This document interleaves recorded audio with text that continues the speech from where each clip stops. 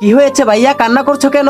ভাইয়া আমি বাজারে অনেকক্ষণ বসেছিলাম, তাও আমার ছাগলটা বিক্রি করতে পারিনি। আপনার ছাগলটা তো ভালো, তাও কেন বিক্রি করতে পারলেন না? কেউ বলে আমার ছাগল ছোট, আবার কেউ বলে আমার ছাগলের ওজন কম, আবার কেউ বলে আমার ছাগলের 786 কেন লেখা। এজন্যই আমার ছাগলটি বিক্রি করতে পারছি না। আমি 15 দিন ধরে হাটে যাচ্ছি আর ছাগলটি আমার বাসায় ফিরিয়ে আনছি। ভাইয়া বলেন আপনার ছাগল কত টাকা বিক্রি করবেন? ভাইয়া 20,000 টাকা বিক্রি করতে পারলে এটাই আমার জন্য অনেক। আপনার ছাগলটা কিভাবে বিক্রি করা যায়? আইডিয়া।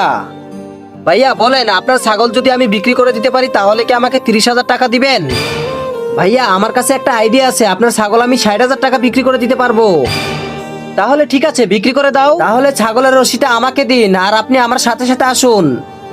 আসেন ভাই আসেন, যাদের যাদের নবাবী ছাগল প্রয়োজন তারা আমার কাছে আসেন। কি ব্যাপার ভাই, বাজারে শুধু একটা কথাই শুনছি, নবাবী ছাগল নবাবী ছাগল। কি রয়েছে এই ছাগলে বলেন আমাদের কাছে? হ্যাঁ ভাই, আমিও নবাবী ছাগলের কথা শুনে অনেক দূর থেকে এসেছি। বন্ধুরা তোমাদের কাছে এই ছবিটি ভালো লাগলে চ্যানেলটিতে সাবস্ক্রাইব করে দিবে এবং পার্ট 2 দেখার জন্য কমেন্টে পার্ট 2 লিখে দিবে।